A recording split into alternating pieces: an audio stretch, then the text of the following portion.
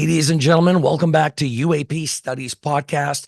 This is actually our first recording of January 2024. So we kicked in the year. I know we did a few episodes, Michael, before we ended the year. We took December off. Yeah, we did. People thought we dropped off, and like, no, we're at work behind the scenes, and we got a plethora of guests lined up over the next 2.5 months, I think. Some days you and I are doing 2 recordings a day, Yeah. which is really good. So I'm really looking forward to seeing this grow even more. One thing I want to mention for the listeners is that we had to start a new YouTube channel. So if you were following us before on the previous channel, there was copyright claims made against that from myself against something else. Anyways, we had to start a new channel. All the episodes are on there. Please subscribe and help us out on YouTube because we need as much help as we can get right now. And what is that channel? It's UAP Studies Podcast on Yes. YouTube. It's the only one out there. And UAP Studies. What was the one that you had the copyright issue? Wait, what's UAP Studies Podcast? It's just former dispute there was with a former literally guest. 2 of you. Yeah, co-host. Yeah. Okay. But yeah, it was copyright issues, but it's all resolved now. We're back on track. Everything's back in my court, and we're happy to get going, which is the main thing, was just to get back on track to continue our studying of this phenomenon, of course, with great people like our guest today, which is Stephen Bassett. You guys have most likely heard of him on his previous 2 visits on the UAP Studies Podcast. This is his 3rd time here. And Stephen Bassett, if you're not familiar with him, has been advocating for disclosure for a long freaking time, way before most everybody in the field today has been doing it. He's been struck. He's an original pioneer in this field. And today, 2024, I think he's reserved or deserved all of our respect, because to be in the fight that long, I would have given up if I was in this position, tell the truth, because that would be way too much. But he's a fighter, and he kept fighting, which is great. And it's an inspiration to us vying for full transparency of our visitors or whoever they are, and for people to be aware of it. And the only way for people to be aware of it is for the people that we elect in government to acknowledge that what we're experiencing, what we're seeing, is actually happening. We are seeing now that more and more people from the defense departments, military, CIA are coming forward. They themselves are experiencers, abductees, witnesses. And it's really important to understand that these people are experiencing this as much as we are. They're not exempt from it. Jim Semivan, when he was working for the CIA, wakes up in the middle of the night and 3 entities take his wife. This stuff happens. And the most important part of it, even for politicians, but the most important part is to get the ball going, to get the discussion going, and for all of us to stick our heads out of the sand and look up when we should be looking. And Stephen Bassett, my man, seriously, I always I admire you, and I always love it when you come on the podcast, because I could ask you one question and I'm going to get all the answers that I need. I love it. George Norrie has a story. He's told it at least 10 times. Oh, really? Yeah. I what I do when I'm gonna come on, he says, look, here's what, when Steve comes on, what I do is I ask him a question, and then I leave the studio, I go up, I get myself a sub and a cup of coffee, right? I come back about an hour and a half later, he's finishing up. Yeah. But he's you know what? That it's Steve, not that bad, but still. You know what, Stephen? That's actually a good thing. Like, when you're doing podcasting like this, you interview, like, I don't know, hundreds of people every year. Some people, it's like, a Chinese torture just to try to get any information out of them. It's just like, some people are too curt. They're too succinct in their answers. Well, a lot of people are limited in what they can say. They will talk within certain lines because they want to be asked back. And I don't care. Or they're not people that converse quite a bit. There's people that, they might be good at investigating, but they're not good at talking about it, right? Which I totally understand. And I've learned to work with that now. But when I first started, it was rough. Like, it's like a bad date. Oh yeah. Oh, it is a bad date. That's a perfect analogy. That's exactly what it is. But you need to be generous, because that's why you have activists. Activists are many things, but usually they are always spokespeople, not even spokespeople. They're outspoken. Well, it's not that, it's they conversationalist. They're messengers, and they are able to communicate. Yeah. Activists have to be communicators. If you want to move something forward, you have to be able to communicate, not just to a couple of geniuses up the hall or your, but rather to the general public, to everybody. Yeah. And that's one of the things I'm able to do, and why I'm still doing it. If I wasn't able to do it very well, I don't think I'd still be doing it. I would have. So if I can ask away. the first question, Yeah, and if there's like a 1 minute answer to this, how did you become an activist for this particular cause? I was always an activist. I just didn't do it. It's like the person that always knew that they were a rock guitarist. They never picked up the guitar. But I came of age. I turned 18 in 1964 as the Vietnam War really took off. And so that's the years when you're becoming an adult, when you leave home, you're independent, you're trying to engage the world. And what I was seeing was basically the beginning of one of the greatest fiascos in the history of America. Yeah. Catastrophe. And I watched it, and I was not happy. I was a military kid. I grew up in a Navy family. I had model ships and stuff and all that good stuff. Suddenly, I'm seeing things I don't like. So eventually, I dabbled a little bit in the anti-war movement. But then that was the 60s, and then the early 70s. This was the sexual revolution, the civil rights movement, the women in power movement, the anti-war movement. And so there was movements everywhere. And so I'm sort of dabbling. I'm there, and I'm with it. I appreciate it. But my life was not together. So I couldn't really join in, It's like people would like to donate money. Unfortunately, they don't have any money, so they're not able to donate it. But my sensibilities were born during that era from 64 all the way through, right? Right. Of course, I'd already watched as a teenager the assassination of Kennedy. I watched the Cuban Missile Crisis. These were interesting times for those of you that aren't old enough to have enjoyed them. So I was always an activist, but I just did not pursue it. So it was there, but I didn't manifest it. And so I went about living my life, which really didn't amount to a hell of a lot, to be honest with you. I just didn't do much. I stayed out of jail, stayed off drugs. It's a start. Worked out a lot, got a lot of sun. Not the worst thing in the world. There are people that they start taking up surfing when they're 12 or 13 years old, never move away from the beach, and are still surfing at 75. I'm not going to say that they didn't accomplish something, right? But in my late 40s, I realized it was either if you're going to do something meaningful, you better do it now. And by that, I didn't mean, well, get a good paying job and build up a 401k so you can retire to Tampa. No. I meant if you're going to do something meaningful. And at that particular time, I had read certain books that had increased my interest in a subject that I was well aware of my whole life, and that was the UAP reality, the ET reality. What were those books? The book that turned me into an activist for real was John Mack's book, Abduction. That was it.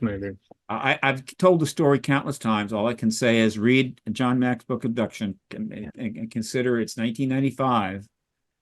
I have it here, Michael. I could send it. I could mail it out to you there. Yeah. Pulitzer Prize-winning Harvard professor who had decided, I'm going to study this field. I'm going to work with contactees.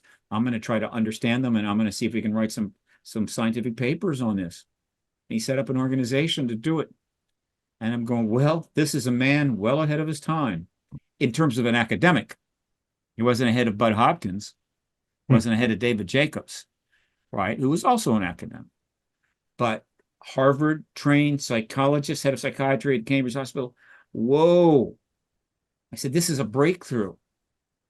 And of course, and when I read the Betty and Barney Hill story in 1966, I think it was Look magazine. It's 1966, right? I'm 20 years old. I read it. I go, of course, this is extraterrestrial. That's the only explanation what's happening here, right? It was completely believable. Well, actually, on that vein, Stephen, yeah, what just because of you mentioned you were writing it at the time, that's just brought a good question in my mind. But what were people saying at the time? Did they believe it happened the same as you, or what were people saying in 1966 when this happened? I didn't go running around asking them. Right. I didn't jump into the field. And people weren't really talking about it back then anyways, right? Well, yeah. I mean, I saw the 1966 articles, and I don't know if the next time I read something about abduction again, it might have been 20 years. It was an interesting thing by Look magazine. They did that article. They did it straight. It was straight journalism, and it told the story in, I think, a appropriate way. And I had no religious or political or really cultural bias. I simply read it. I was a smart kid. I wish I was smarter. I was smart enough. And I said, this is extraterrestrial. I can't wait for the government to tell me more. Okay. So that was 1966. So when I'm reading Mac, nearly 29 years later, and I'm saying, wow, I've been hearing things and, odd things here and there, but this thing has matured. And I said, this issue is going to be the most important issue in the history of the human race.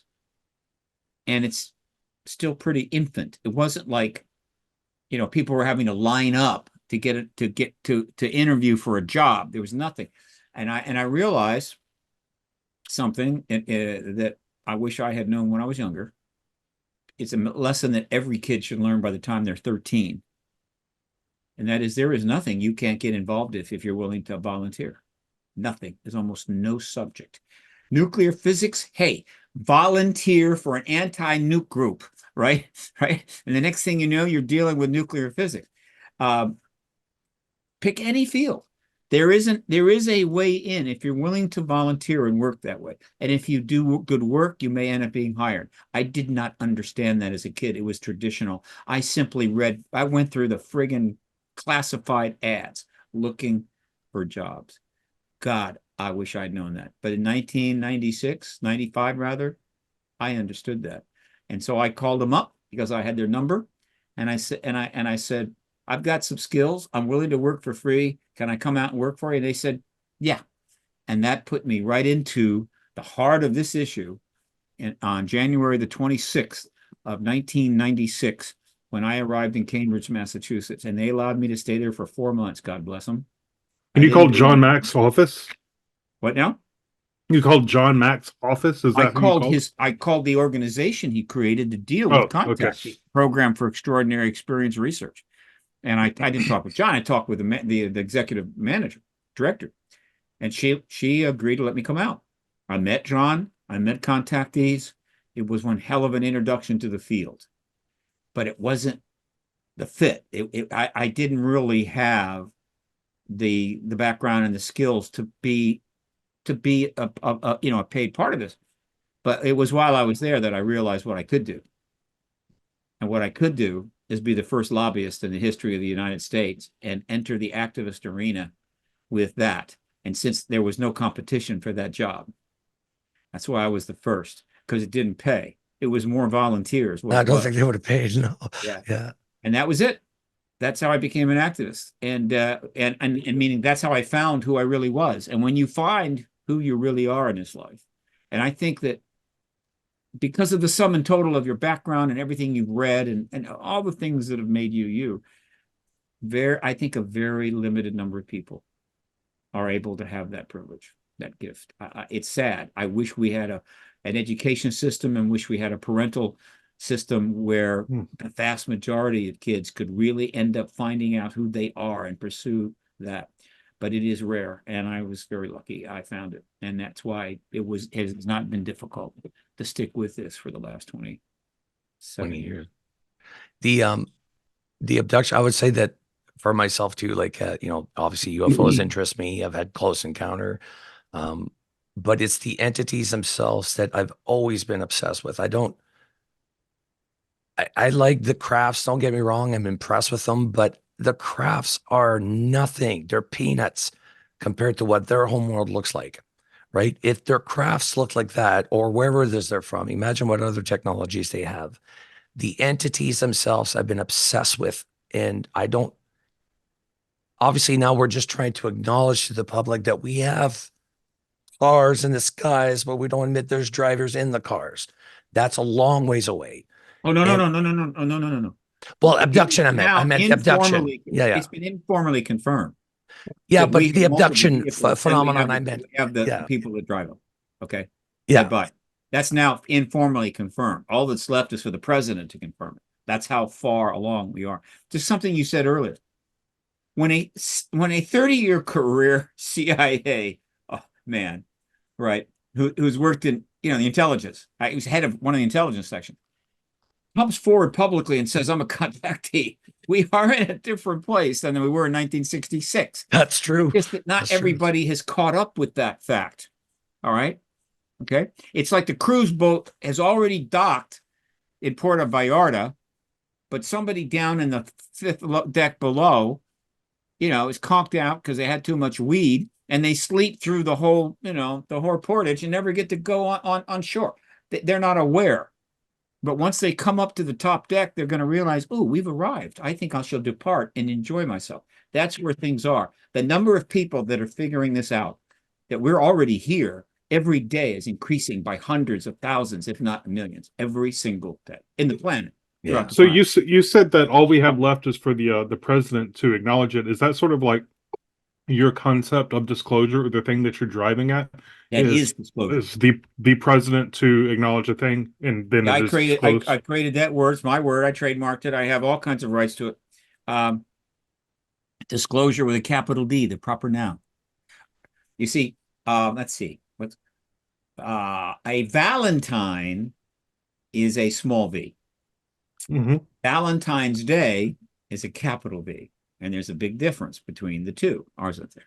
Small d disclosure is the revealing and the process of learning about this phenomena that goes all the way back to 1946, if not 47, if not sooner, and will continue on for the rest of the human race's life span. Small d disclosure, right? Capital D disclosure is what the term I developed and I pushed for 20-some years, since 2000 at least, is an event. It's an event. It's Columbus Day. Mm-hmm. It's Confirmation Day. Except Confirmation Day, I don't like it, right? And just CD, I don't like it. Disclosure, because it fits so much into the language of the history of this issue, is an event, capital D. It is the instant that a head of state confirms to the people of that country, and thus to the world, because that's the way it works now, that there is a non-human, almost certain extraterrestrial presence engaging the human race now, if not going back thousands of years. That's disclosure. That's the goal of this whole thing for me. And increasingly, I believe it's the goal for others. The key goal, right? Once you get disclosure, everything changes. Hundreds and hundreds of doors that have been locked, you can't get through. Cam got the key. We pounded on them. We kicked them. Can't get through. Those doors suddenly become openable. And by that, and I like this analogy I've been using lately, think of disclosure as a master key. It's a key that fits all those doors. And so one key opens up 1,000 doors. And depending on which door you go through, you're dealing with something. You go through another door, you're dealing with something else. Right now, those doors are closed. And that's why we're in the situation we're in.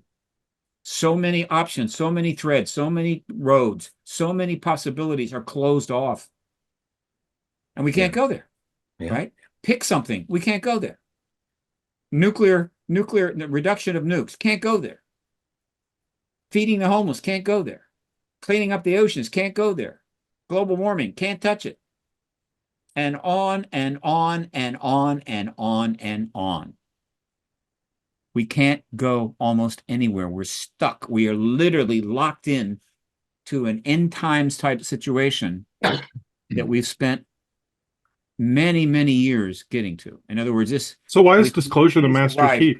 Why Why is disclosure the master key? Why is it the thing that will sort of like generate both the public will and the access to solutions to all of these massive problems that seem sort of unrelated in some ways, but like they're at least all very important? Why is disclosure the thing? That is the $64,000. That's a great question. I think that Bryce Abel and Richard Dolan sort of go there in their book, but I think I tend to go further. I need to write a book about the post-exposure world, but I'm both lazy, old, and distracted. I have a title. I have a title for your book. I thought it of you the other month. I'll tell you later. Yeah. Hold on. You know, you don't want to say it publicly because if you do, it's gone, baby. You Is got it to gone? text it. I'll send it to you. Yeah. Okay. So it's not easy. It's not a simple answer. You have to think about it. But every problem, the human race faces problems, a lot of problems. And essentially, it's the whole human race, all 8 billion of us. That's a lot of people, by the way. And they're all facing these problems one way or another. Okay. All right. Even if a problem, if you're living in like Tasmania, right, and there's something going on over in China, you don't feel too connected to it as you may if you're living in Taiwan. All right. However, I assure you that that problem, which is one of 10,000 problems, the China-Taiwan problem, has the potential to really upset your apple cart if you live in Tasmania. Okay. If there is a genocide going on in Yemen and the neighboring country, and you live in Canada, you know, what could affect me? Probably not in the moment. It will eventually, if it's not dealt with, and it's not being dealt with. It's one of those doors you can't go through.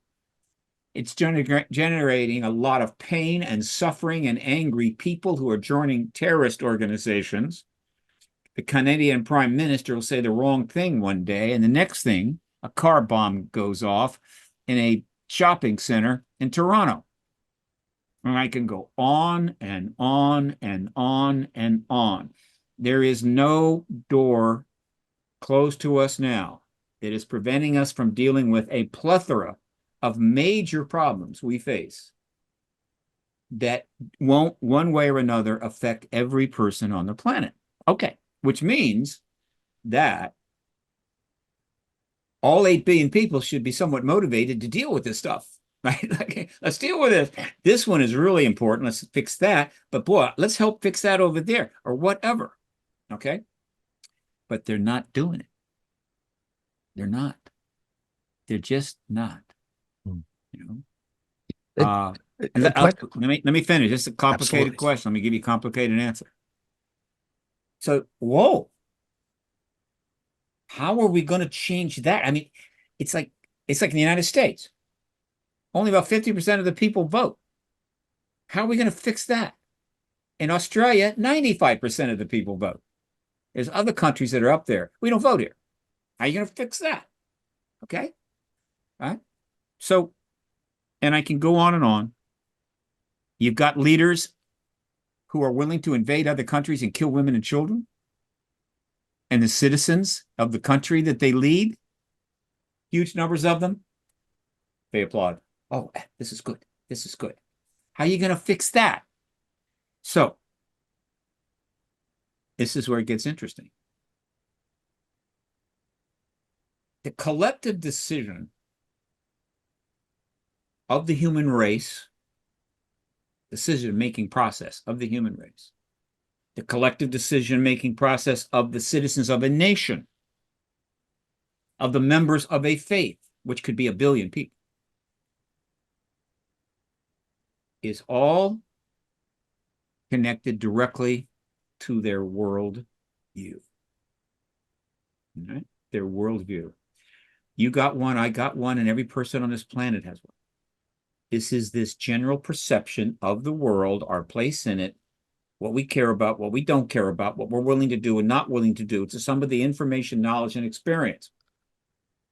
It's unique for every single person, which is why you're supposed to say thank you and please and excuse me, right? And not be an asshole, because every single worldview is different. However, worldviews tend to be similar in obviously very defined groups. And so if you and then probably the most extreme example of this is the entire population of North Korea. There's probably no group of people on the planet with a more what's the word I mean? Unified. Yeah, not unified, but anyway, singular kind of worldview, right? The overall consistency, because they've literally almost all of them been raised in the same circumstance under an extreme authoritarian rule. But it's also true. Take the Catholic faith. Across the Catholic faith, you have some similarities of worldview. Okay, so we know that. And that's okay. So given that, there are conglomerations of worldview that are similar, right? And there's a bunch of those around the world. But you've got problems that are going to require the entire human race to address, or we're screwed. You have to come up with a way to change the worldview of all 8 billion of them, whether they're in North Korea, whether they're a Catholic or a Muslim, whether they're a Russian citizen, right? Whether they're black or white or in between, whether they're smart or dumb or not so smart, educated, not educated.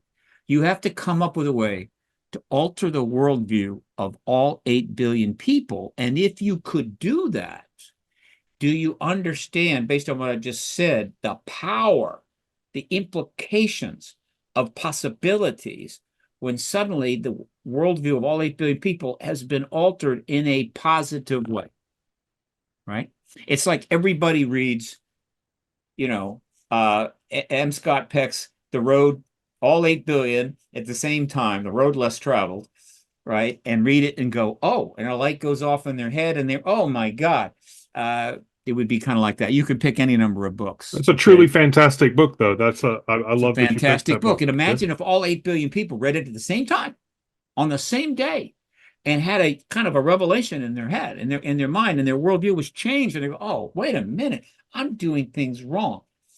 Isn't it possible, though, powerful. that what would be revealed would divide people even more? I mean, we don't know what the fundamental truth behind the sort of UAP we know phenomena a lot are. about what's behind it. No, we know a lot about what's behind it. And you think we know enough to know that it would be a unifying thing rather than that it would just divide people? Because I'm not so optimistic. Can you sell me on the optimistic idea that when we expose whatever the truth may be, people are going to come together rather than split apart more? Well, that's a very, very legitimate secondary question, without question, no question. All right. So, yeah, and I'm glad you asked it, because I'm sometimes accused of being too Pollyannish, overly optimistic, if not repetitive. And I said, this is a complex answer, right? How could it not be when you consider what we're dealing with and the problems that we face, okay? So the point I'm making is that if it were possible to impact the worldview of everybody on the planet in a similar way, right? In other words, this everybody is going to learn the same thing at the same time, and it has huge implications. And again, that analogy is very cool. M. Scott Peck books was fantastic.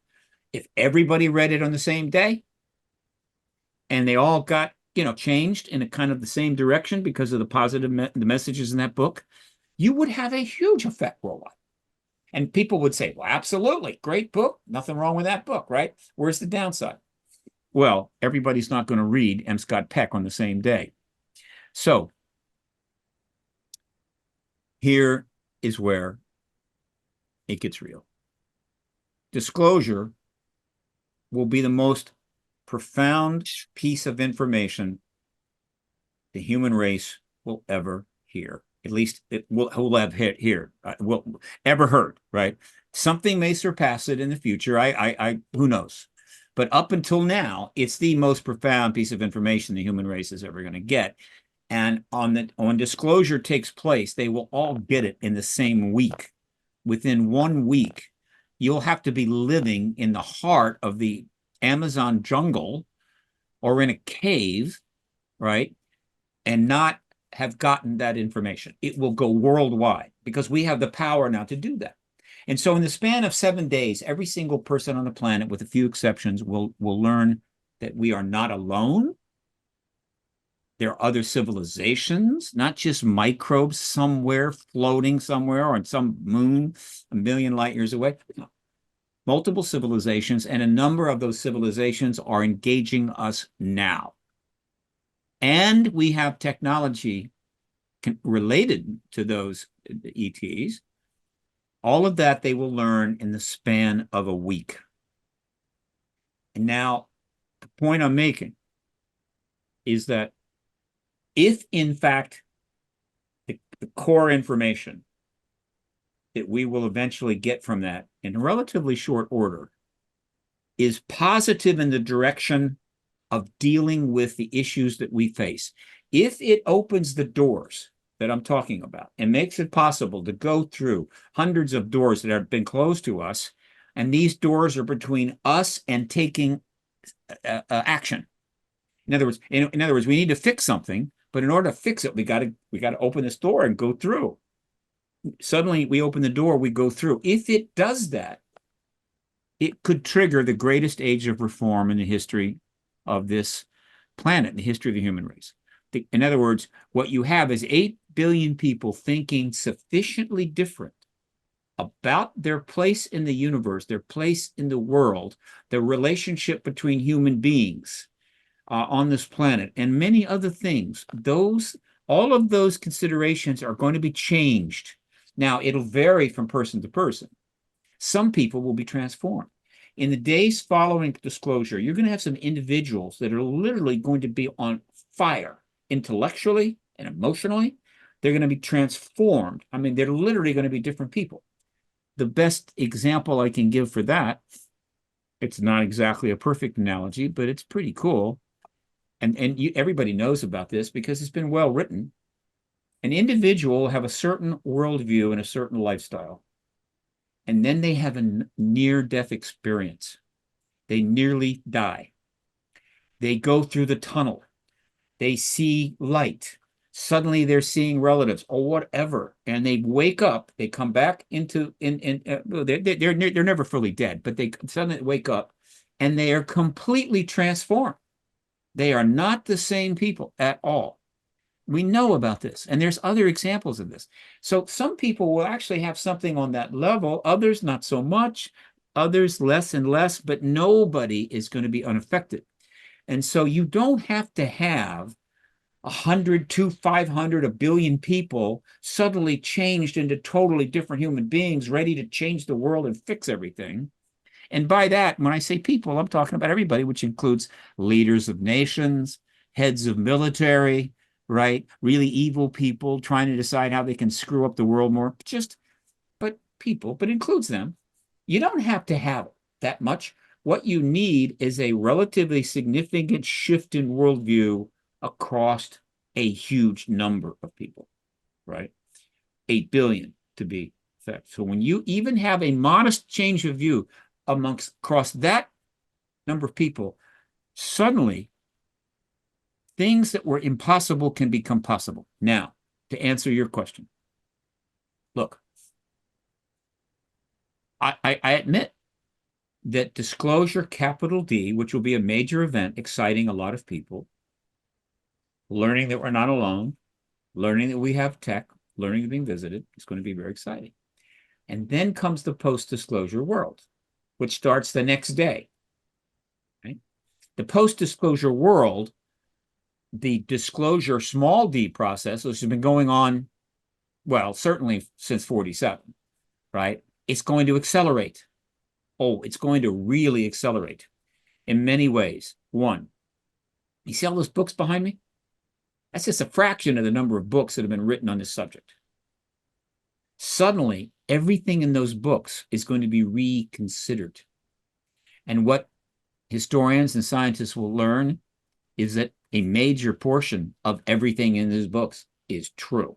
And so they're going to be disclosing and revisiting all of the work that's been done by the citizen scientists since 1947 and bringing that into play. What do you think is true? What do you think it is that we do know that will be disclosed? And what are the things that you're not sure about that you think are kind of open questions that we need to figure out? I could do that, but again, I got to finish this point, man. You've asked the key question, and I want Okay, this go answer for to be full. So in addition to that, the scientific world is going to be completely freed up to start looking at this subject in every way. All right. And so that's going to be more small d disclosure. But most importantly, the governments of the world, everyone that has got information available, classified information related to this, is going to start pulling it out. Not everything all at once, but you're going to start seeing information coming out of the US, the UK, possibly even China and Russia. Every nation that's got some stuff on this classified is going to start bringing it out. And over the next years, we're going to learn a tremendous amount we didn't know, but the government did know. Okay. That's a lot of information coming out. All right. So it is possible that as that information emerges, the truth of it, the implications of it, is going to be negative worldview change. In other words, instead of creating a worldview change that moves us towards dealing with our problems, it is a worldview change that is very dark, very negative, that is driving people away from the issue, putting them in a frame of mind, I don't give a damn anymore, or I'm not going to fix anything, right? Because we're all doomed, or whatever. There is the possibility that the information, as it becomes more robust, may actually be a net negative in terms of moving us where we have to go. And my answer to that question, and this is the end of my answer, is this: we don't have a choice. There is nothing else. Nothing even in the vague distance. The next possibility is such a distant second place, you need a Webb telescope to find it, right? We do not have any other choice. And so we have to hope to God that the disclosure event and the confirmation of the ET presence, which may be followed, and let's don't forget, by open contact, which is a whole nother matter in terms of worldview change and implications for the human race. That's it. And so we either do that or we start putting our affairs in order. Not that there'll be anybody to care. So you have no choice. And so I'm saying, folks, here's what I think. This is what we got to do. If you've got an alternative approach, I'd love to hear it. Right? Let me tell. If you don't, then let's get on with this. Let's get on with disclosure and move into the post-disclosure world. There you go. The one thing that, Steve, you've been investigating this and covering this and reading about this for decades. And here's the thing for me, I look at disclosure as a Trojan horse. The gates open. Yeah. The horse comes in. Everybody, oh my God, where did this come from? Where'd you get it? It's amazing. I told you it was real. Oh my God.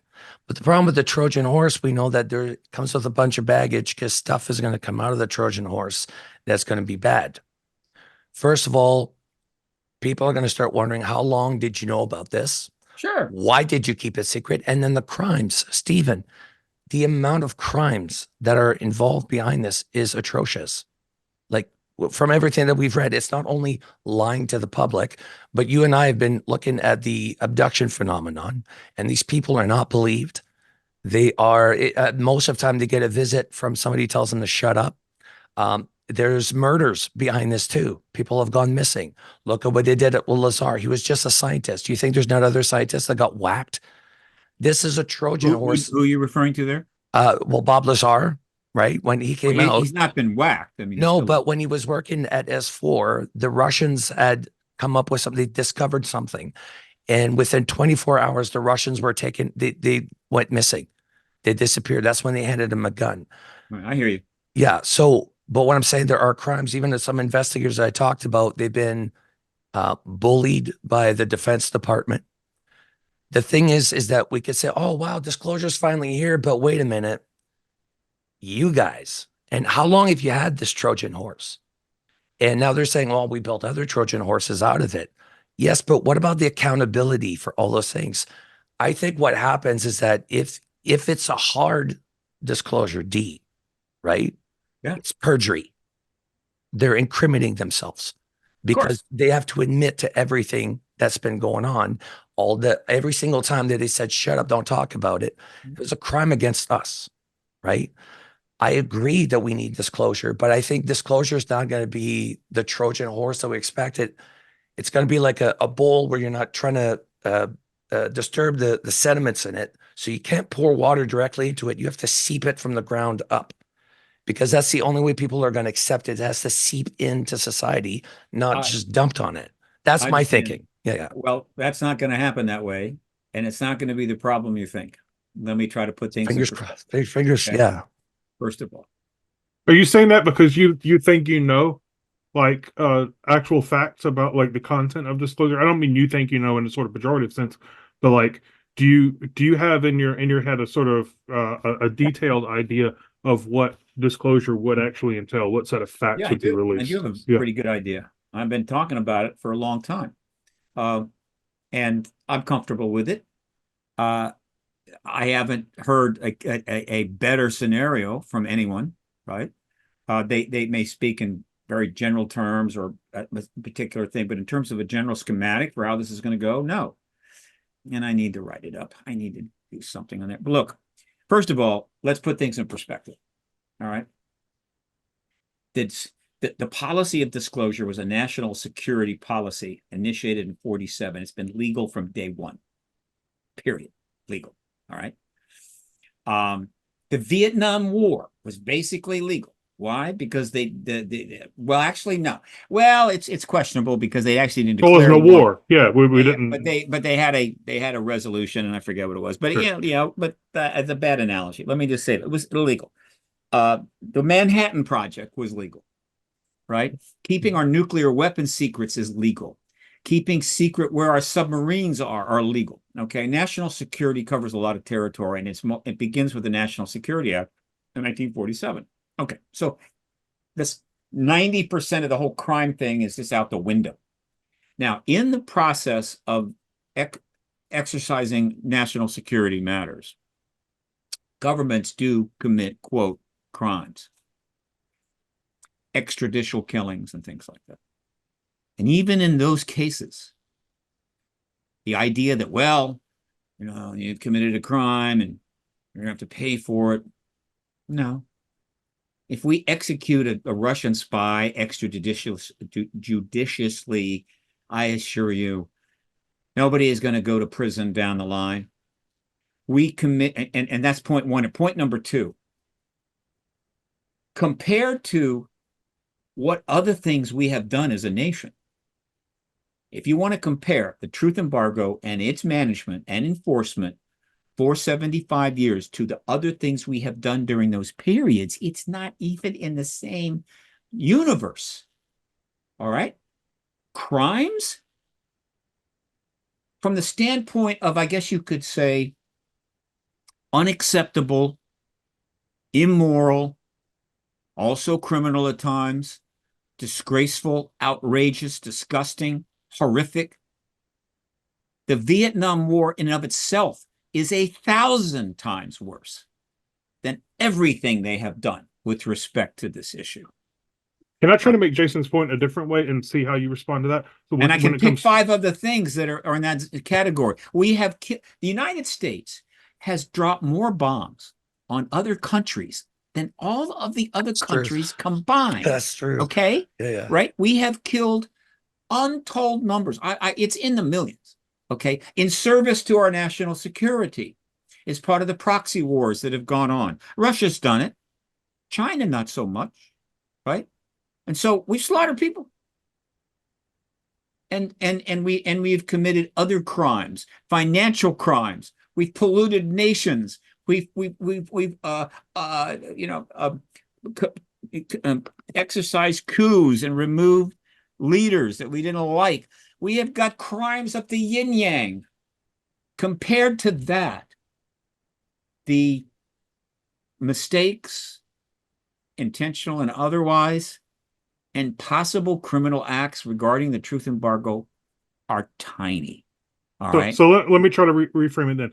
So Jason's point, I like your response, and I think that Jason is not talking so much about specific crimes or like specific laws that have been broken, but the sort of general crime of withholding something so important from us. And of course, you're saying, look, we've done so much more awful shit that like it doesn't even compare. I think one important difference though is that the decisions that were made in Vietnam, let's say the Pentagon Papers come out and it's all like all this stuff is now public and people know that America has done awful sorts of things, right? The people in the CIA now can freely admit it because they weren't part of it ever. Right. There's some phasing out of the people who were involved who actually did the awful thing. But disclosure isn't like that. At any point, if the government did really know something important that people felt they had a moral right to know that was being withheld from them, whenever it's disclosed, the people who are in government are always people who are themselves culpable for it. They can't just freely say like, oh, that was the people before us. We can talk about it now. So that's one reason But why they're I more think that guilty, Michael. They're more guilty today than they were in the past. No, that's They're more what I'm guilty. saying. That's why they can't say like, right? oh, Like it's they no big didn't deal. know in 47 what they were, but they know now. They didn't know the technology, but they know now. It had to build up to what it is now. So it is a worse crime now because of the buildup of information than in 1947 when he had no idea what it was. Yeah, and that's why I think that's my argument. Right. Yeah. Well, first of all, I think you didn't hear me. It wasn't a crime to begin with. But a moral crime. We don't have to say crime, but it was a moral offense. We get immoral crimes, my friend. We're off in the boonies. All right, I'm not going to go there. Right? No. But he's saying that it will just piss the public off so bad that they will want to hold the government accountable for having withheld information. Here's the point that's being made here: that like the government did things so awful, so terrible that even the world learning that the truth that we're not alone is going to be kind of diluted down to not being important because of all of the anger towards that. Right. And that's simply not true. It is not true at all. First of all, there's 8 billion people on this planet. Only 330 million, 60, 30, what is it, 330? I think 3 live here. Yeah, America's 330 million. That's it. That is, what is that? That is, hang on. It's amazing though how many people 4% of the world's people live here. Right. And so they weren't even they weren't even subject to the truth embargo as conducted by the United States, though their countries did participate in the truth embargo. But by and large, nobody's trying to say that France has committed the same moral crimes that we have. No, it's the United States is a tiny portion of the world. But it's better than this. It was a legal policy to begin with. Right. And so it's just the criminality issue, the moral issue is really not that big a deal. It can be if you want it to be and you want to focus on it, but in the moments after disclosure, I assure you, very few people are going to care. Period. They're just not going to care. But those that do have a point. Let's address that. Okay? Jason will care. I know that dude. So he'll be mad at specific people for not having told him. Angry emails are going out. Yeah, I mean, again, the history is going to be served by these massive changes that are going to go, not by somebody winning a lawsuit against NASA because they didn't use anti-gravitic drive. So, but let's go further. Let's clarify this a little bit more. So, the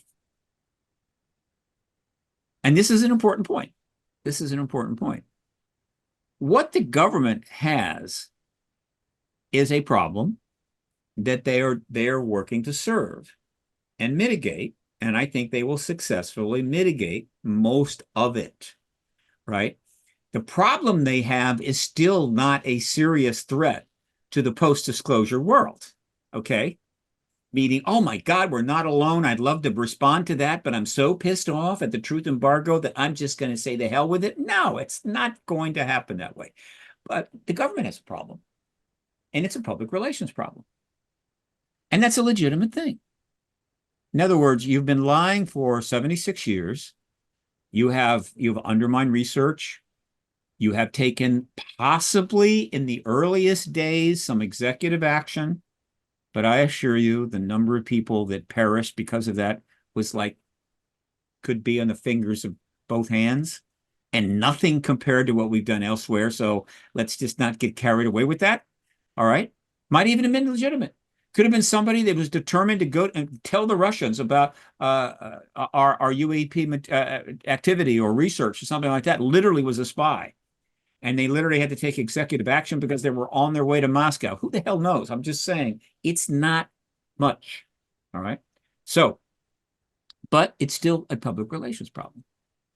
And they've always known that. They've always known that when they are finally forced to acknowledge the truth about something that everybody knows about in one way or another, it's not a secret.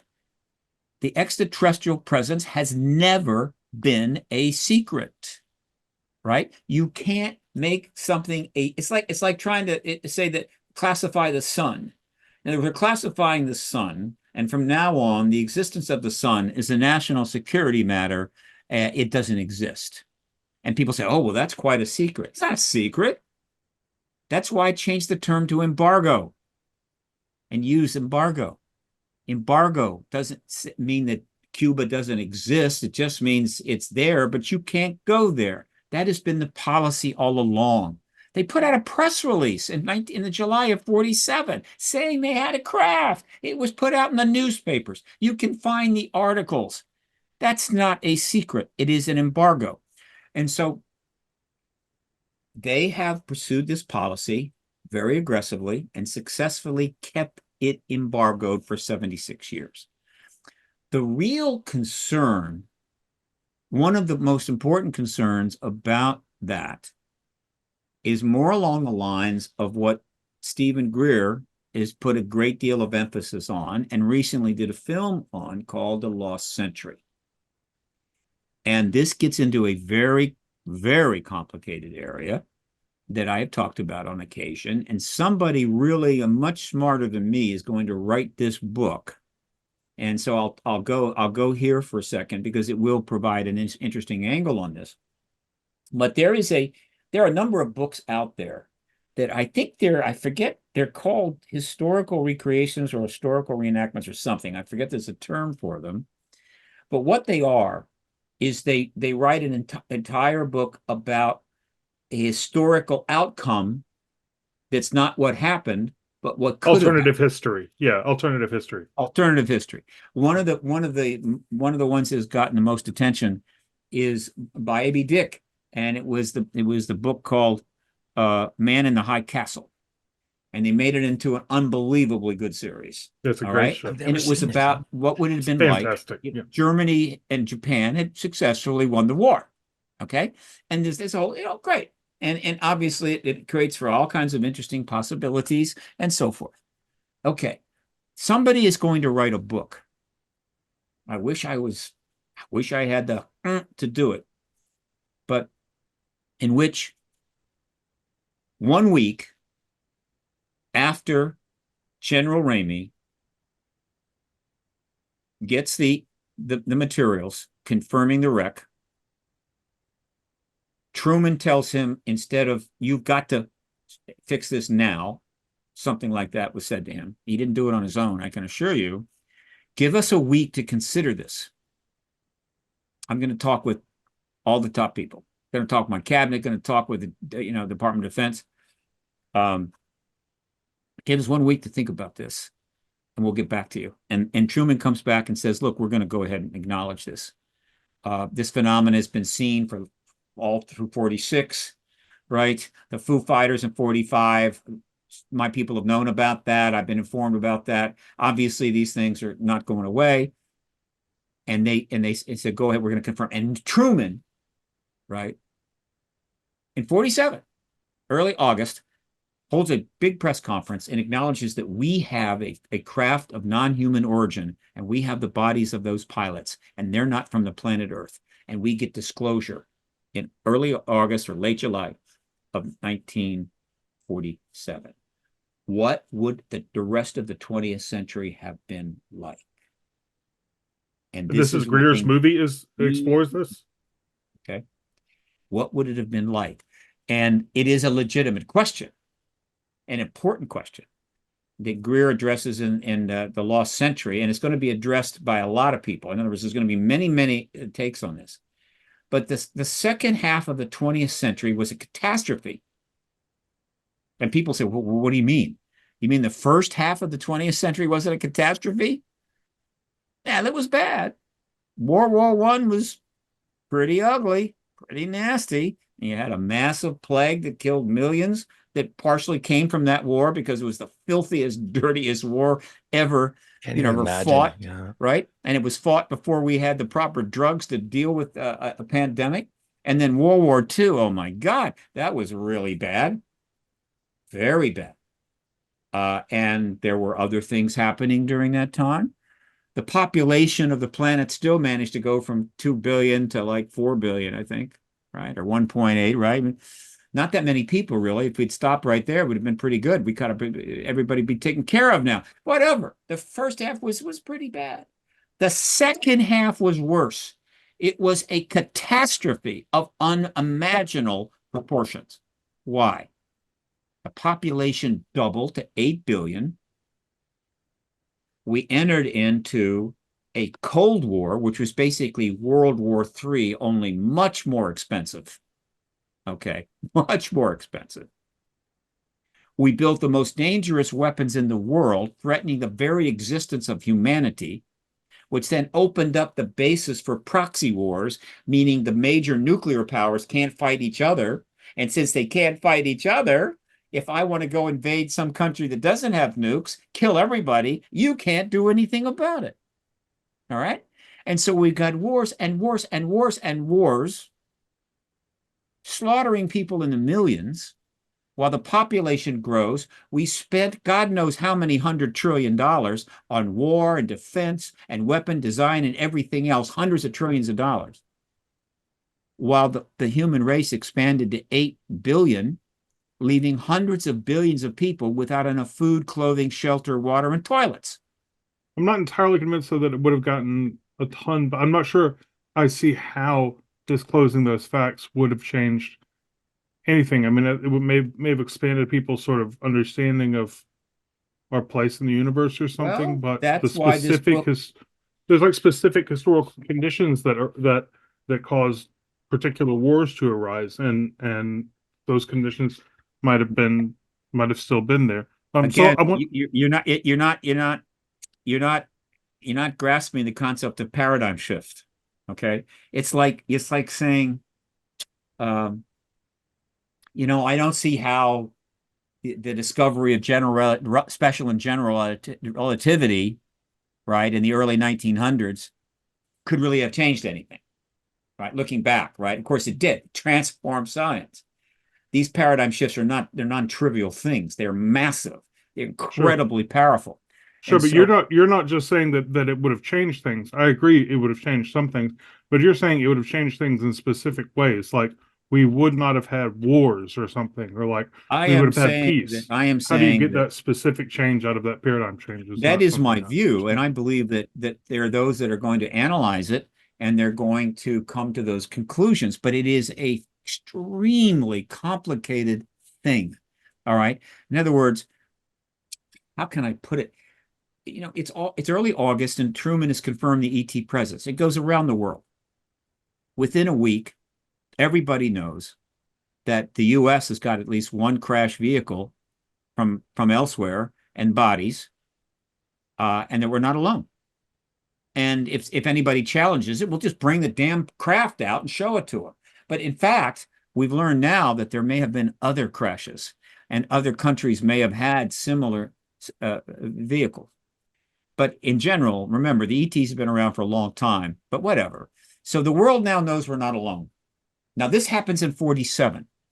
The Soviets have not tested the atom bomb yet. They haven't tested a hydrogen bomb yet, right? We have a limited number of nukes in our arsenal, more than Truman was told, because they wanted him to drop those bombs on Hiroshima and Nagasaki. Okay. And so now, Soviet Union, United States, China is in another place altogether. All of their citizens know we're not alone in the universe. There's other species, other technologies. And then all of the decisions that they're going to make from that point forward will have to include that knowledge, that understanding. But aren't you saying they already have that knowledge? Aren't you saying that like all the people who are running governments like already basically know this stuff? They're hiding it from us, but they're still making the very decisions. Very, very few people in the world knew this. Well, let's go to Vietnam then. I mean, certainly by then you think that lots of world leaders know that there's an ET present. I mean, you're pretty sold on the ET interpretation of UAP. I'm not totally sold on it yet. Well, that would be a struggle for you. Then I mean, everything I'm saying would be. But it makes sense to me. I'm just I have other options in my mind. But if they already know this, why are they still making war and all that? Like why haven't they ushered in this era of peace? If they're the decision makers and they have the access to the very knowledge that you think is going to just like radically change the entire world. The analogy is flawed. What I've just presented to you was the entire world learns that they're not alone in the universe, and learns that there's non-human tech engaging us and non-humans in August of 1947. Okay. And instead, we embargoed that issue, classified it, right? And as far as we know, every one of our allied nations went along with it. China went along with it, so did the Soviet Union. So by the time of the Vietnam War, the difference is that there might have been some leaders that knew about it, but the entire world didn't know about it. There hadn't been disclosure. It wasn't a universal truth known throughout the entire planet. And so it's just not the same, and the analogy doesn't hold up. By the time that the Vietnam War comes around in 62, 3, 4, we're already 18 years into the truth embargo, 18 years into the nuclear arms race, and so forth. See, in order to appreciate the concept of the lost century, you literally start at the very beginning and say, what does it mean if the entire world learns they're not alone in 47? And then start working your way forward and seeing how it might have affected the countless numbers of decisions that were made by many, many nations, right? That ultimately lead us to 80-some thousand nuclear weapons stockpiled by the mid-1980s, a near nuclear war in 62, 2 or 3 near nuclear wars and other situations that we learned about later, right? And a Cold War in which every nation in the world lives under the threat of mutual assured destruction. Almost all the nations have to have a much higher defense posture, meaning everybody's got to have an army, everybody's got to be able to protect, and you've got 9 nuclear nations prepared to spend hundreds of trillions of dollars over a period of years and years and years in order to somehow defend themselves against the other. And all of that money could not be spent on housing people, clothing people, providing basic necessities, thus leaving hundreds of millions of people desperate. And what do people do when they don't have food and they don't have water? They get really angry. And so when you get desperate like that, you are prepared to hook on to every despot, every lunatic that comes along that says, I can help you if you'll just sign up. And terrorism grows and grows and grows. Terrorism is a direct product of the inability of the 200 nations on this planet to feed, clothe, house, and take care of their people. And so to the extent that they don't just kill them, which is why we've had all these genocides, right? In other words, look, you're really upset. You're upset with us. Here's how we're going to deal with it. We're going to kill all of you. Then we won't have to listen to your beefs anymore. Do you This think we is couldn't have just a solved these glimpse problems? Do of you the think we 20th can't solve these century. problems because we don't have disclosure? Like, do you think that that it's impossible to solve these problems now and that we just need disclosure to I am solve them? saying that the failure to be able to deal with these issues, the effect of the population increase to 8 billion, right? And the way we've conducted our affairs, the money that we've squandered, right? The treaties that never got done, and of course the effect of technology, right, which is made as technology has advanced over the last 76 years. It's not only empowered good people, it's empowered evil people, right? Sure. I'm saying that our ability to deal with these was, in a sense, probably lost the day General Ramey held a phony press conference, held up some Reynolds wrap, and said, no, this was a weather balloon. Yeah. Now, this, again, one could debate this and argue about this for the end of time. Sure. I am trying to give context to the ultimate question, is this.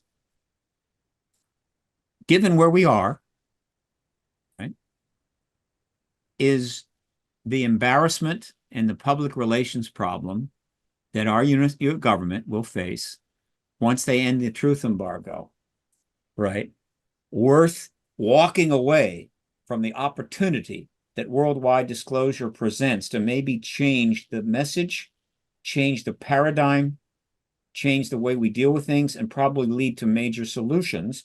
And I'm saying, of course not. It's not even close. And here's the punchline on this, right? One of the reasons we haven't had disclosure, and there are many, is that sure, there are plenty of people in government that dread the day they're going to have to fess up. Though many of the managers of the truce embargo, certainly in its key days, when it was more justified, perhaps, the 50s, the 60s, they're dead, right? So they're gone, okay? But the truce embargo still exists, so it's been managed for the last 30 years. There are plenty of people that have been involved in managing it in one way or another. They're still alive, okay? So they know that they have a huge public relations problem. They have always known that. And from many of their points of view, it was like, look, someday the people need to know the truth, but not while I'm on the job, or preferably not alive. I'd like to be dead or very retired, then tell them, but not That's the while point I'm I on was the job. trying to I make don't want to earlier, face is this. that Okay. that's the point I was trying to make earlier, is that we're always in the position of having those people who Sure. have the Right. supposed knowledge. So But, it's in like people trouble. standing in front of a dam, right? Or living just a few hundred yards down from a massive dam that's not been maintained. It's been slowly deteriorating for 70 years, right? And it's going to break, and billions of gallons of water are coming down that river, bed. They're all damned. And they're sitting there, going, I'm not going to move. In other words, if that dam's going to break, I hope it breaks after I've either moved or I'm gone, right? If after that, I don't care. But until then, that dam has got to stay there. That's not the way the world works. That dam will break when it breaks. And when it does, if you haven't taken the proper steps, you're going to drown. So the truth embargo is about to break. And they've known it for some time. I think it really became real. I think for a very significant portion of the mostly good people that work in service to our national security, it became real the day, and I know some people laugh a little bit. I don't care. The day that the website for the To the Stars Academy of Arts and Sciences was put up on the internet. It was, I believe, October the 11th. I'm close, within a day or two. They then did a video that was put out, but initially the website goes up. And I went to it and I said, well, this is interesting. I knew about Tom DeLonge. I knew he had an interest in the subject going on back to the 90s. And I knew he was a rock guy and had a lot of money. So the fact that he was leading something like this didn't shock me. And I read the resumes of those 10 people. Semivan, Justice, Elizondo, melon, rap, right? Was put off on there too. Put off. Yeah, Sure. I read the resumes and I instantly knew what had happened. That so many people inside our military intelligence complex, the vast majority of them are fine servants of the public interest, had reached a point where they realized this thing cannot stand. And then the question was, I mean, it wasn't like they're all going to get together in a stadium or march on Washington. The question of who would break out, who would be the group that decides enough is enough and come forward. And it turned out to be those 10. And when those bios went up online that day, I think a whole lot of people in government realized it's just about over. And we're going to have to start dealing with that. And then for those that weren't sure that maybe it's over and we need to start dealing with that, when the New York Times articles were published about 2 months later in print, December 16, 17, and online right away, a whole enchilada with the gun camera footage and everything else, many times more people in the government realized it's almost over. So what has happened since then is a very complex process in which the United States government, in different ways, at different places, at different times, has been moving to deal with the fact that the dam is going to break. And why? I mean, obviously, in the case of the dam analogy, you don't want to drown. In the case of the disclosure version of that analogy, you don't want to be more embarrassed than you have to be. In other words, public relations. And so but there was another reason. There was another reason, okay, that you've seen all this stuff happening. Two fundamental reasons. How can the United States end up ending the truth embargo and look as good as possible, take as little grief as possible, as few lawsuits as possible, and move forward? In other words, we're screwed up, so sorry, let's move forward. How can it maximize that? But there was a second problem that I think they've always known for sure, is this. Just when the president of the United States has got to tell the entire citizens of the United States that, yeah, we've had ET contact. We've had a lot of it. We know about it, or at least we have it now. Okay. The basic disclosure is is confirming the extra presence now. That's it. Nothing more is needed. You have had disclosure.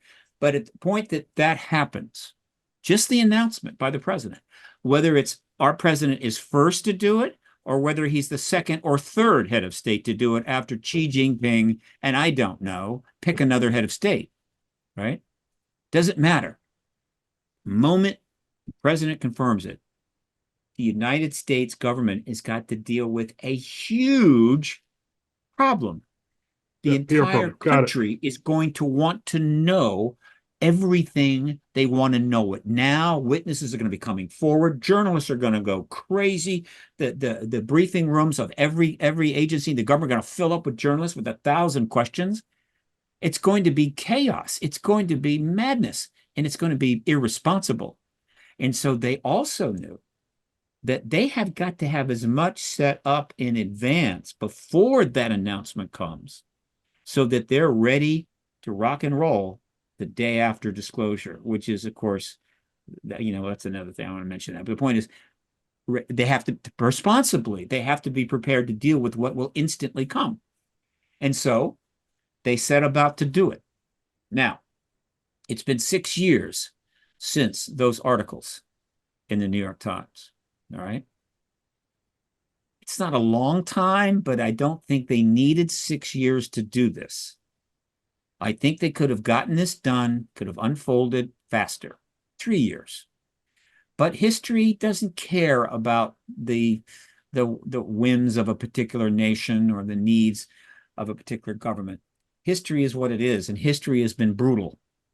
All right? And so the switch gets flipped in October and December of 2017. And slowly, I'm sure there's a reaction developing within the military intelligence community, the DoD, the CIA, Department of State, whatever. Anybody that has any interest or cares about this is reacting to this. They're trying to get their head around it. What are we going to do? This is 2007, late 2017, 2018, 2019, 2 years. There's things happening, I assure you, mostly behind the scenes, but a lot of it was in the public. Luis Elizondo was doing a podcast campaign. He was talking to everybody. Very difficult, very Shouldn't have tough. done that. Tough on Shouldn't him. have done that. Yeah, my opinion. Mellon Yeah. was already starting to see the political process, probably by going up on the Hill and what have you. And and I think they were making progress. And the media was going nuts. I mean, the coverage of the thing just exploded. I know that because I track the media, right? My website is now up to 15,000 articles. And the number of articles written in the last 6 years Busy is boy. greater than the previous 15. In the Yeah. last 3 years, it's exploded. The number of articles this year is 1,900, and that's curated out of 4,000. So the media is going nuts. So all this is moving forward. And then what happens? What can I say? The biggest global pandemic in history hits in late 1919. Sure. Not just a bad flu. We're talking about a catastrophe. I think I've lost the thread of the discussion at this point. Where are we driving towards? Like, what is there? But actually, I had What a question. I had a question for Steve, because he'd be the perfect guy to ask. So the point I'm making is that things happen that slowed it down, that has stretched it out to 6 years instead of 3. But 6 years is not that long, and now we're pretty much at the door. Go ahead. Yeah, what I was going to say. So, you were mentioning about like the Cold War. So when we came up, and this is not for you guys, this is more for the listeners, to set up my question for Stephen, just the young people listening to this. If you don't know what the Cold War, pretty much Gen Z's, Cold War. What exactly. Cold War? Yeah, what are you talking about? Was it cold back then? You guys fought in the snow. But when the states came up with the nukes, of course, there was a whole battle back then of who was coming up with the nukes first. The states came up with the nukes. The Russians were working on the nukes in other countries. But the Cold War changed things because we had to change our tactics in fighting. We couldn't just go on the ground and fight anymore. We had to fight behind the scenes. We changed our tactics. War changed because of the Cold War. We learned so much. Sure. But my thing is with the Cold War, like you couldn't just throw a bomb at Russia because Russia would throw another bomb. It's basically a mutual destruction agreement. That's what it is. Mutual assured destruction. It's But not a treaty. It's an understanding. Exactly. But my biggest fear with this is if the states come out and say, we got this technology, we've been reverse engineering, that's the new nuclear weapon. And will it create seriously, it will create a new Cold War, because now you got Russia and China that are at it. I got it. And you see what I mean? It's going to create another geopolitical shift now, because whoever gets the most of these technologies now has the nuclear bomb. Well, first of all, the technologies are not nuclear. Secondly, you're raising a legitimate issue. Has there been, or is there, in addition to the nuclear arms race, an ET technology weaponization race? Okay. Are there countries who have got more than one country with crash vehicles that have been doing re-engineering so they can weaponize that ET tech, right? And then I don't know, if somebody gets first, they can conquer the world, or if everybody kind of gets it at the same time, then we just have a higher level version of mutual assured destruction. Okay. Is that what's going on, do you think? The evidence does not point to that. There is very little evidence for that. It is an assumption based upon history. In other words, people know how humans have been operating. We know what countries do. We know that if we had that tech and if it could be weaponized, that's exactly what we're going to do.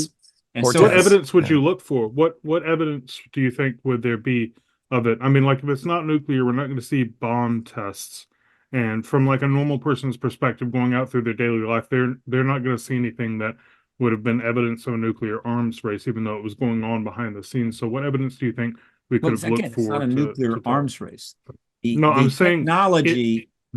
There are two technologies that they were most concerned in. One is energy and one is propulsion, gravitics. Anti-gravitic tech, if it were developed by multiple countries, and assuming we don't have a change, in other words, we don't get this worldview change I'm talking about and start fixing things, which is the Cold War is one of those things that needs to be fixed. What that means is that these countries would have the ability to deliver nuclear weapons in a way that was absolutely unstoppable, right? And it's worth pointing out that if one country were to achieve anti-gravitic technology ahead of all the others and was so disposed, it could use that anti-gravitic tech to do a surprise attack on some countries and deliver nuclear explosions in large numbers and increase their chance of winning a nuclear war. That's a legitimate statement, except it still wouldn't work, right? Because you would have to have so many saucers and so many anti-gravitic vehicles delivering so many weapons all at once. And there's submarines and everything else. I assure you, there will be a full-out global nuclear war. There will be thousands of explosions, and it's over. It's the game over, even if one country got it first. If all of them got it, well, then they could come forward and say, look, we've spent trillions of dollars on anti-gravitic tech. We've developed it to deliver weapons, but we can't because, but if you're a country that doesn't have nuclear weapons or anti-gravitic tech, we now have the ability to obliterate you completely and spare you the pain and suffering of taking years to die, whatever. All of this is in the realm of massive speculation. What we do know is that there is no clear example of anti-gravitic tech being used at all, except in the public domain, except in the testing under use of military vehicles. There is evidence that we've got anti-gravitic ability and we fly them, but we're not flying them. That we haven't given the, secretly given the tech the UPS so that they can get an edge over Amazon. No. So what's the evidence? Do you mean like the B-2 bomber? Is that what you're talking about? there's some people who claim that it can't actually lift itself using the conventional propulsion means that it's said to have, or are there other cases of those claims do not come from sources for which I would put any credence to at all. There's all kinds of claims out there and speculations on this. Working in this field is dodging as much of that as you can. It's like, I don't know. It's just part of it. The truth embargo has given birth to so much of this. Getting through that and around and away from it is one of the chief things you have to do to be able to be effective at all. So what is the evidence then? Sorry, go ahead. No, I was going to give the potato analogy on this. Yeah. Let's say you have crafts all over. There are different. We keep mentioning, or they keep saying there's different types of crafts or whatever, right? But my potato analogy is this: if I give a potato to an Irishman makes a stew with the potato. If I give it to somebody, he'll make it different. I'll give it to a Russian, he'll make vodka out of it. Mm-hmm. We, individual as countries, because we're not working together, will come up with different technologies from these technologies. So China is going to have different technologies than the Americans are coming up with because their concepts are different. They're going to have a different approach to it. This potato analogy. So even if the states say, hey, we can go up and down with it. Yeah, but we discovered how to not use nukes. We have a sonic wave that eliminates all matter. Now we have a different war. It's not nuclear anymore. Now you have an alien technology or reverse engineering that we use to create a new weapon. What I mean about the crafts themselves are not nukes, but the technology that we, Homo sapiens, withdraw from it. The first thing we do, Steve, the moment that we come up with something, how can I use it to kill somebody? The microwave in our homes was exactly for that purpose. This is what we do. This is why the military wants that. Technologies that once I have the weapons that I need, I'll tell you about it. I'll tell you about the UFOs. But until then, I ain't saying shit. The Cold War that I'm talking about is that the states know that China has them. We know that Russia has them. Russia probably has more than the states do, right? What? Wait a minute. Russia has more crash crafts than the United States. And what do you base that on? Well, David Grush, I said that there's about 9, possibly 12 crafts. And in any Yeah. of the Russian books that you get, it's constantly crashes in Russia. They got a bigger mass of land that, if anything's going to happen, they've been working on this and have been revealing information on the Russians, technologies. And the Russians have been a little bit more, I wouldn't say up to the game. It's just, we know a little bit more about what they were doing than what the States are doing. My only fear is I would love if we could all progressively as a world go with, oh, the technology is great, but Cortez annihilated everybody. Why? Because he had guns, right? Yeah. He won. So if China comes up with, let's say, a sonic thing or another, like even the thing about the Havana syndrome, like what the hell is that? They think it's a new weapon. Whoever comes up with that weapon first wins. And that's the problem with this. It is a new Cold War. The States want to know what China's coming up with this stuff. They want to know what Russia is doing the same.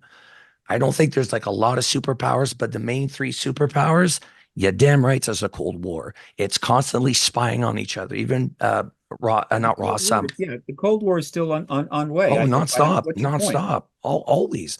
But that's what I'm saying is that even if the States come out and say, "Hey, we have this technology," now these other countries are going to go, "Okay, so what do you have?" Because we know how we work. We know as a species. Anybody could come out. If China comes out and says it first, and we have technology, we reverse engineer it, I guarantee you we're all shitting our pants, right? So it's I'm no not. different. Well, I'm yeah, sorry, I'm but in Canada. I am. including me in that. Yeah, You're including. yeah, I'm not going to be shitting in my pants. I am. In Canada, Look, we're owned by China. Yeah, let's look. I I'm a nuts and bolts kind of guy. I've been swimming in a sea of speculation my entire 26 years. It's everywhere, all right? But I try to keep basic. I try to yeah. keep close to Occam's razor. Speculation is a place for it, and you do it, and I do it as well. But it's the nature of our time, particularly because of social media, which creates echo chambers and feedback mechanisms and so forth, that speculation has been perfected to a fine art, right? And that's not helping. It is human nature, and I get it, but we're gonna have to learn to live with it and not be overwhelmed by it. Okay. And so I appreciate some of the things you're saying, but I consider I'm a chess player, so I always look for the threat.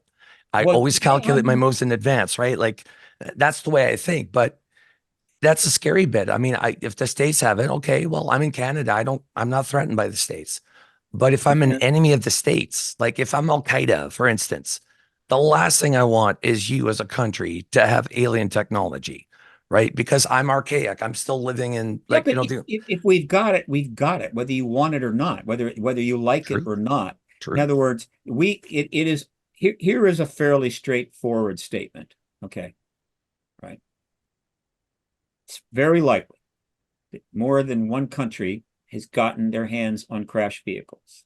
The statement about Rushing having the most, I do not know that. I have seen nothing about that, and I would have to see a hell of a lot before I'd even go there. They do have the largest landmass of any country in the world, which maybe increases the prospects of that. But most of the crashes are from earlier times. The United States was the first nuclear power. We seem to get a lot of attention early on. And as the nuclear weapons started to spread, it may be that these other countries were getting attention as well. But there is no basis to know what the actual crash vehicle count is anywhere. There is the one book, in fact, I've got it right here. The one person who's done the most research on this is hang on, my good friend and colleague, Brian Wood. And years ago, he wrote a book called Magic Eyes Only. Magic Eyes Only. Okay. This is now the upgraded second edition. In the first book, he put forward the evidence for 75 crashes. And he scanned everything he could scan. I mean, he's a pretty good guy, pretty smart. He has just updated it, and the new book has 100. All right. And so This book, if you want to get into the crash vehicle issue, would be the absolute resource. And what you will find is that each of these potential crashes has a certain degree of evidence. And he acknowledges this. Some have this much, some have this, some have this. He's included some where there's at least enough evidence to indicate a possible crash. But clearly, the evidence for all 100 is by no means the same. And so that's like the definitive thing. Now, does that mean that he knows or has access to the information about every crash? No, we just don't know.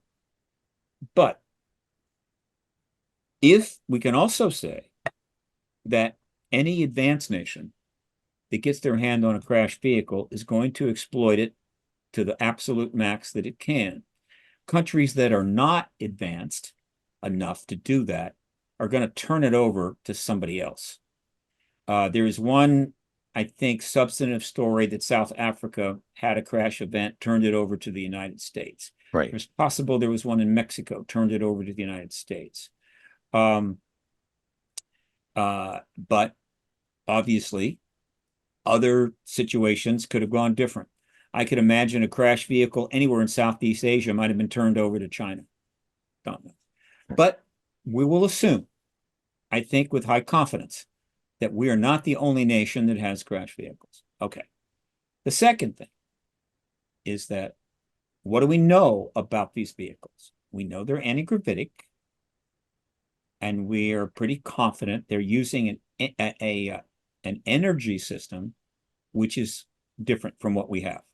All right. That's what we know. They don't fire weapons, right? There's no indication whatsoever of weaponry, right? And beyond, those two fundamental things, a different energy system and the ability to deal with gravity in a certain way, and possibly the ability to go interstellar. And this is where it gets a little complicated, because I'm still of the mind, until convinced otherwise, that these saucers that we see, or equivalents, are not star to star, that the vehicles that go to star are bigger and different. Motherships, they're referred to. So it's possible that the interstellar tech is not present in the saucers, and I don't think we have a crash mothership. But again, speculation. So we got two techs there.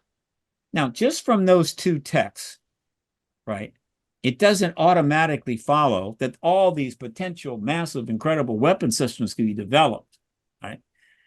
More likely, what we'll get is a better understanding of physics and science that will open some interesting doors, and might open the door for possibly some exotic weapon systems that are profoundly destructive. But let me point out something that maybe you don't know, that I like to remind people. And it's one of these things. It's just, it's funny how the truth embargo has created these kind of what I call truth vacuums, where stuff just disappears, right? The United States has been working on antimatter weapons for decades. You know what an antimatter weapon is? It's really simple. All you have to do is come up with a means to collect antimatter and maintain it safely within a sufficiently powerful magnetic field. This concept has been around for some time. Dan Brown put it into his book, Angels and something. What's the name of that book? Angel and Demons or something, isn't it? Yeah. Yeah. Anyway, and they made a great movie out of it, and the movie includes this technology in it. All right. Now, the problem with antimatter weapons is that it's really difficult to create and capture antimatter, but it's mostly an engineering issue. If you could solve it, if you could come up with a way to do it, then you could accumulate significant amounts of it. In terms of the magnetic fields that are necessary to, quote, suspend it, right, in a vacuum, that's nothing but engineering as well. We've been working on it for years. In the year 1999, and I can check on this, it's either 1999 or 2000. An article out of nowhere appeared in the Washington Post in which it talked about the fact that the Air Force was working on antimatter weapons. Now, I read that and I said, that's not good. And so I put out an update on it, right? Something about, should pay attention to this, right? Because it's in my, the way I think about these issues, and the fact that the truth embargo is part of a massive secrecy world that is dangerous to us. Haven't seen an article since.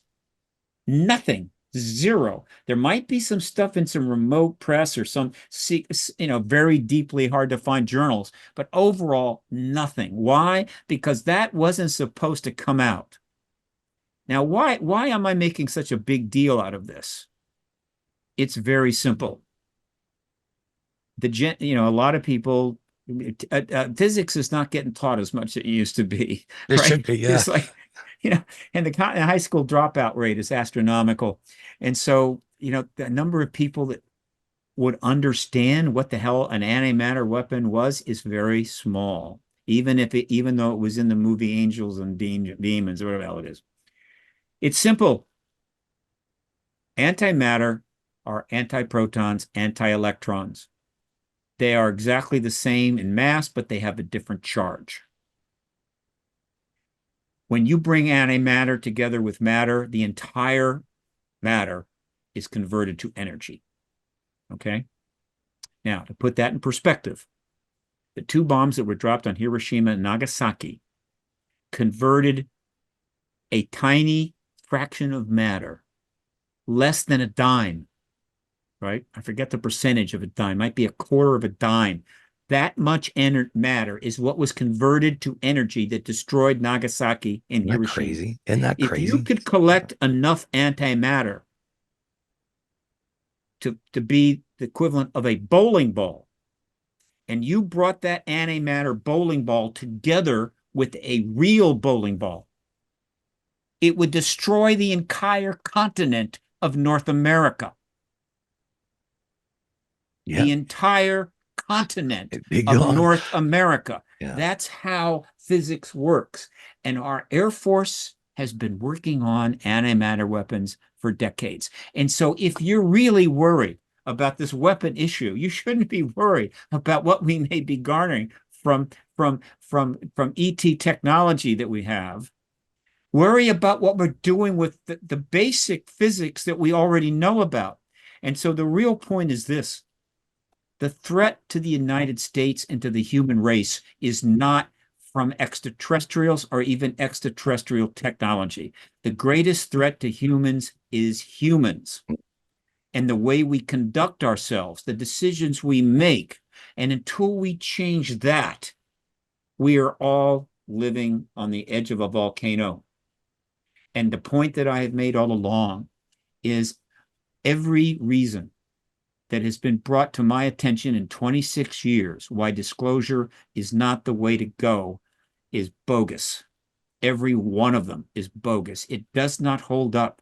It is a rationale, it is an effort to deflect. It comes from a sense of insecurity or fear. It comes from not knowing the real things that are going on non-extraterrestrial, right? And the world we're living in. We are absolutely on the cusp of destroying ourselves and the planet, right? Yeah. The planet will go on. Life will continue. We just won't be part of it, right? Well, let's hope it doesn't come down to that. You know what? Time super flies whenever you're on. We always have a great conversation. It's the first time that I had a professor philosopher on with you. Michael, you've asked some really great questions. And I got time. I can go on as long as you want. Yeah, well, actually, Michael's got a jet here on. He's I have, got an I have appointment. another interview to do at 4:30. So, you got 20 minutes. Yeah, I do. I tell you what, ask me a couple of questions. I promise short answers. I'll give you short answers. I promise. I'll give you one question that I do want an answer to. Can you imagine a possible scenario where the truth that is being hidden, if you knew it, you wouldn't want to disclose it? Can you imagine a possible truth that if you knew it, you would say it would be better not to disclose? I can imagine some awful truths, right? I once talked to Art Bell about doing an awful truth show where we would take each one and break it down. I can imagine some awful truths, and I can imagine that there would be people that would not want to know those awful truths. There are people that go to the doctor and they're diagnosed with cancer, but they know they might be, they don't want to know. In other words, you diagnose me, but don't tell me what it is, right? I don't want to know. You just keep it from me. There are some that won't even go because they don't want to know. There are such people. That's okay. My dad I was accept like that. that. All right. But there is a larger, what I call higher law here that I apply, which gives me the answer to your question is basically no. The idea that a limited number of people ascribe to themselves the privilege and power of knowing something so awful and then making the decision that nobody else can know this but me, but us, because we are superior, we are more important, we can handle the truth, others can't, etc., etc., etc. It just violates a fundamental higher law. It is a massive act of ego. It is a complete separation from what I consider a fundamental law. In other words, how on earth, and we're not talking one or two people. We're talking thousands of people now, because the fundamental truth of the ET presence is known by a lot of people. How can 1,000 or so people be so self-important and so a level of an ego that thinks that only we can handle this, nobody else can, and we're not going to give you the opportunity to even deal with it, so that you can decide how to conduct your life, how to do your affairs, and how to deal with the end of whatever the hell is coming, right? In other words, you're just going to be surprised by it, right? And we're saving you that. We're not going to upset you with this news, so you can just lead your life until, boom, it's over. It is so fundamentally egregious as a violation of natural law. Nobody has that kind of privilege. Nobody should have that privilege. I and love his anger there, does because I feel that. Yeah. should be gone, right? Yeah. I don't want, go away. And that's the way it is right now, if that is the case. But I've seen too many things. I know too much to know. That is simply not the case. The awful truth scenario is void, but it is a wonderful little trick for the truth embargo managers to play on us. In other words, believe me, the people that have been keeping this under control for their own reasons and managing it for all these years, they will not hesitate to leak it out or put it into play to, oh my God, the truth is so awful, you don't even want to know. So don't write the books, don't have a podcast, don't go out and look at sightings, don't go to the press, don't call us up on the phone, just leave us alone, because it turns out that it's so awful that only we can really know about it. I ain't buying that. I'm never going to buy it. No, nothing.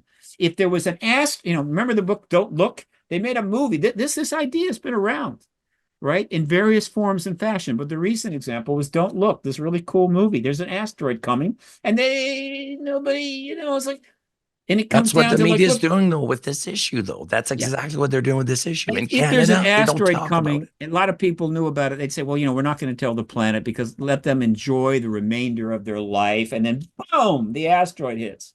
That movie was kind of about that. And all I can say is, don't put me in the same room with that asshole, right? That's saying, yeah, I know about the asteroid, but I'm not telling, because no, don't put me in the same, because I'll kill the son of a bitch, right? Because that person really doesn't deserve to stay around any longer. If there's an asteroid coming, like the Chicxulub asteroid, right, then everybody in this planet needs the opportunity to know it, take what measures they can, or at least put their affairs in order. No one has the right to withhold that kind of information. And only in the hyper secret world of the Cold War, only in that world have we got people thinking that way. It's a byproduct of the nuclear age. It's a byproduct of testing those bombs and dropping them on Hiroshima. And I'll tell you something else. The ETs are fully aware of this. The ETs know all about this. Not only have they followed it on Earth, they have seen it before. This is not their first rodeo. And when you examine the ET's activities, what you conclude, and at least I conclude, is that they are actually operating and doing things in such a way so that we can get the hell out of this mess, right? In other words, they're not particularly keen on the idea of us destroying this wonderful civilization that we spent so many billions of years getting to, as well as, putting the Earth through another, hellacious period. Not that the Earth won't survive it. And that is why I always end most of my talks with this. It isn't just about disclosure. It is about open contact. I don't care how many treaties we have with them or whether we have no treaties with them. I don't care whether we've had formal engagement or not. There are plenty of contactees in the government. They know about the ET presence, and some of them are actually contactees. The point is, it's this. Disclosure is probably a necessary, at least until we have interstellar travel. Once we have interstellar travel, well, what is going down has to be completed before we get interstellar drive, because that's a problem for them and they're not going to allow it. So assuming interstellar drive is still 10, 20, 30 years away, and I mean that, it's not far away, disclosure is probably the door to open contact. So we're not just talking about disclosure, we're talking about open contact. And so the worldview change that I'm referring to will come not just from the disclosure event, which is massive, but from the open contact that takes place, which will be also pretty significant, meaning they are in open contact with us. And everybody knows it, and we're getting feedback from who's talking to who and about what. And I have made the point over and over again, the number one topic of discussion when there is, quote, open, acknowledged contact and communication between humans, their governments, and the ETs is nukes. Nukes. It has always been about the nukes. And let me add this. All that research we've been doing on antimatter weapons, that's a nuclear weapon, right? And so the ETs are watching some people who have got 26,000 nukes, submarines, satellites, planes, missiles, hypersonic missiles, on the verge of blowing themselves to hell at any minute, while they're working on potentially the most dangerous weapon in the world. Antimatter is the most dangerous weapon in the world. There's nothing that can touch us with it. And they're active and doing all this stuff, turning off our weapons, showing themselves while we move toward disclosure. There's a lot more going on here than somebody knows an awful truth that we can't know. I assure you. It's a big bag of what the hell. I know. And the thing is, as long as we've been investigating this and looking into it, it's like, oh man, it's like there are things. It's like if there's complications, there's issues that need to arise, then those issues will bring more issues. Like it is the most important subject in the world. And this is why we do what we do, because it's like when people clue into this, they're going to want answers, and they're not going to get all the answers from the government. The government will say, they're here, we got bodies, that's it, good night. No. They're not going to reveal everything. There's no way. Look, if you read the original Senate bill that Schumer and Rounds put in, the bill was the entire disclosure process. It was the entire infrastructure. It was everything to get it out of the secret world into the archives, putting it out to the public as possible, holding some things back. It was an entire disclosure control plan, which is what they called it. They called the bill the UAP Disclosure Act. They are heading towards. Yeah. There's a little setback here because things got a little weird. I get it. One and long one matter. They are setting up to be able to start disclosing all of this to us. There'll be plenty to start with. It will take years, but we'll get plenty of good things right away. Not just us, but the entire world. They're setting up to do that. It's obvious. Now, and there'll be plenty of really interesting conversations to have at that point, too. Guys, after disclosure starts, let me tell you, you're going to see in your lifetime the most extraordinary era of reform. You're going to see the most extraordinary engagement of an issue and an intensity and scope unseen in all of history. It's impossible to describe what is going to take place in the first year or two after disclosure. I'm just glad it looks like I'm going to be alive to be there for it. You I gentlemen are hope you are. younger. I'm You're young hoping, yeah. enough that you may even go to the stars, frankly, because interstellar travel is 30 to 40, I mean, 30 years away, maybe even less. Again, that's a whole nother topic. I can go into it sometime, but I know the physicists that can talk to you about that. The point is that you're going to see all of that, right? It's awesome. And so stop worrying about these awful truths and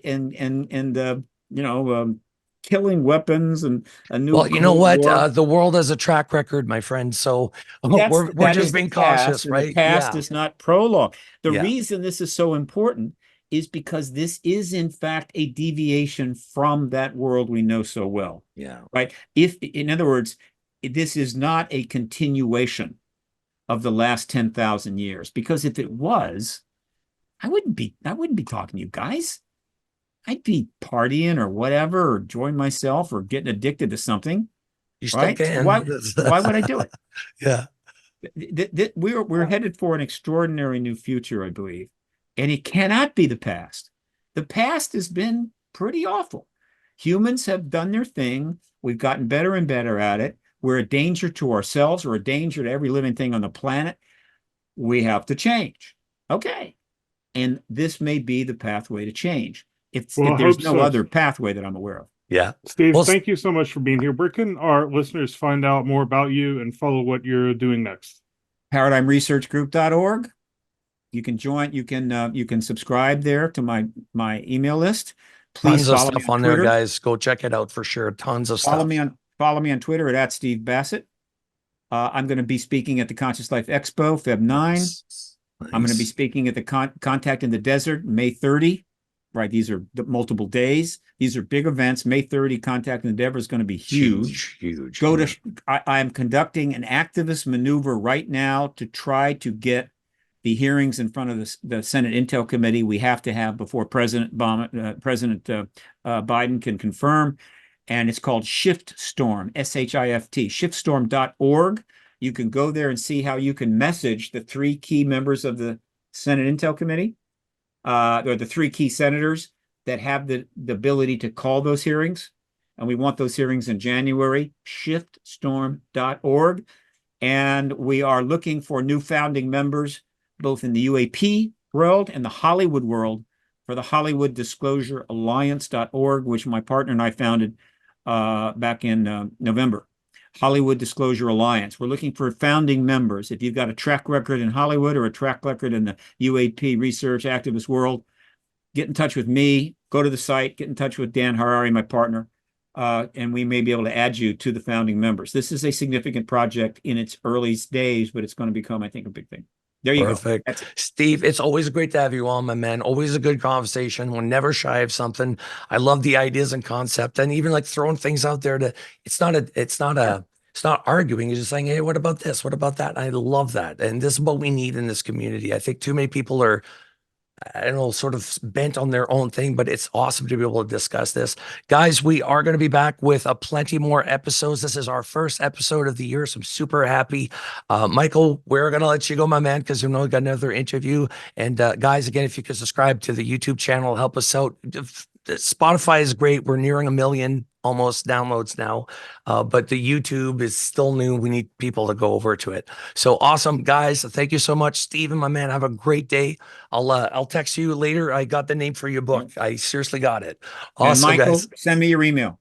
Get in touch with Absolutely. me. Send me your email. Let's start talking. All righty. Awesome. Take care, guys. Bye.